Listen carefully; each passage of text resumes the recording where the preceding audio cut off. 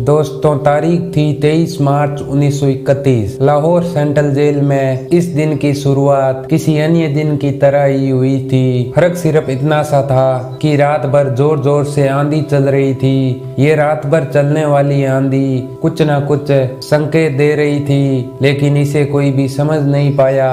Jail के कैदियों को अजीब तो तब लगा जब सुबह के 4 बजे वार्डन चरण सिंह ने आकर कहा कि सभी अपनी अपनी कोठरियों में चले जाए, और उन्होंने इस बात की कोई खास वजह को नहीं बताया और इतना कहकर शांत हो गए कि आदेश ऊपर से आया है। तब अचानक सभी कैदी सोचने लगे कि आखिर माजरा क्या है। तभी इतने में जेल का नाई बरकत हर कोठरी के सामने से ये कहते हुए गुजरा कि आज भगत सिंह, सुखदेव और राजगुरु को फांसी दी जाने वाली है। उस क्षण की निश्चितता ने उन्हें झकझोर करके रख दिया और कैदियों ने नाई बरकत से गुहार लगाई कि वो फांसी के बाद भगत सिंह की कोई भी चीज जैसे पेन, घड़ी, कंघा आदि उन्हें लाकर दे, ताकि वो अपने आगे आने वाली पीढ़ियों को बता सके कि कभी वो भगत सिंह के साथ जेल में बंद थे। बाद में ये सुनकर नाई बरकत भगत सिंह की कोठरी में गया और वहाँ से पेन, कंघा आदि को लेकर आया। उन चीजों को देखकर सभी कैदी आपस में झगड़ने लगे और अपना अधिकार जताने लग गए और आखिर में इसके लिए डरा निकाला गया और अब सभी कैदी चुप हो गए थे। उनकी नजरें कोठरी से गुजरने वाले रास्ते पर लगी हुई थी, क्योंकि भगत सिंह, सुखदेव और राजगुरु को फांसी पर लटकाने के लिए उसी रास्ते से गुजरने वाले थे। एक बार पहले भी जब भगत सिंह को उसी रास्ते से ले जा रहे थे, तब पंजाब के कांग्रेस नेता भीमसेन खस्सर ने उनसे पूछा कि आप और आपके साथियों ने लाहौर षड्यंत्र केस में अपना बचाव क्यों नहीं किया। इस बात पर भगत सिंह ने जवाब दिया कि इंकलाबियों को मरना ही होता है, क्योंकि उनके मरने के बाद उनका अभियान मजबूत होगा, अदालत के अपील से नहीं। जब भगत सिंह को फांसी दी जाने वाली थी, तब फांसी से 2 घंटे पहले उनके वकील प्राणनाथ मेहता उनसे मिलने के लिए आए थे। तब भगत सिंह जेल की छोटी सी कोठरी में पिंजरे में बंद शेर की तरह चक्कर लगा रहे थे और जैसे ही मेहता वहां पर पहुंचे, तब भगत सिंह ने उनका हंसकर स्वागत किया और उनसे पूछा कि मेरी किताब रिवॉल्यूशनरी लाए हो या नहीं।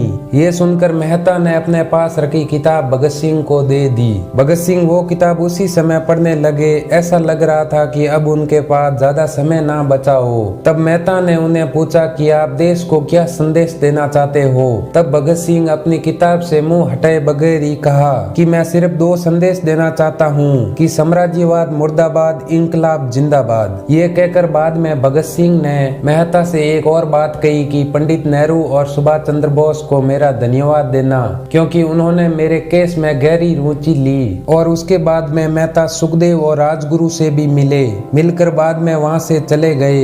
मेहता के जाने के थोड़ी देर बाद में जेल के अधिकारियों ने तीनों क्रांतिकारियों को बता दिया कि उनको समय से 12 घंटे पहले फांसी पर लटकाया जाएगा।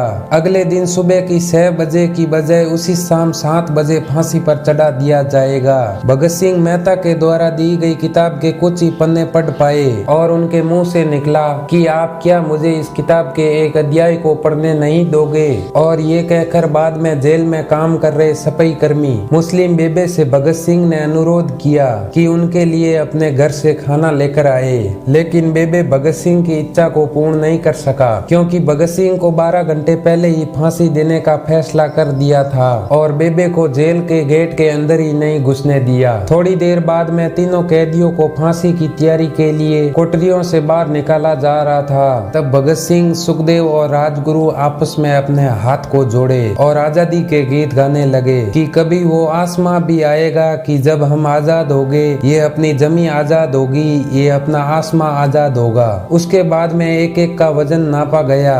इसके बाद में उन सबसे कहा कि आखिरी स्नान करे। फिर स्नान के बाद में उन सबको काले कपड़े पहनाया गया, लेकिन उनके चेहरे को खुला रहने दिया और वार्डन चरण सिंह ने भगत सिंह के कानों में फुस फुसफुसाकर कहा कि वाहे गुरु को याद करो। तब इसका जवाब भगत सिंह ने दिया कि मैंने मेरी पूरी जिंदगी में ईश्वर की कभी पूजा नहीं की। असल में तो मैंने कई बार गरीबों के क्लेश के लिए ईश्वर को कोसा है। अगर मैं अब उनसे माफी मांगूं तो वो कहेंगे इससे बड़ा कोई डरपोक नहीं है, इसकी मौत नजदीक आ रही है, इसलिए माफी मांगने के लिए आया है। और जैसे ही जेल की घड़ी में 6 बजे, तब भगत सिंह इन तीनों क्रांतिकारियों के बीच में खड़े थे और वहां जोर जोर से इंकलाब जिंदाबाद, इंकलाब जिंदाबाद का नारा लगाना शुरू हुए।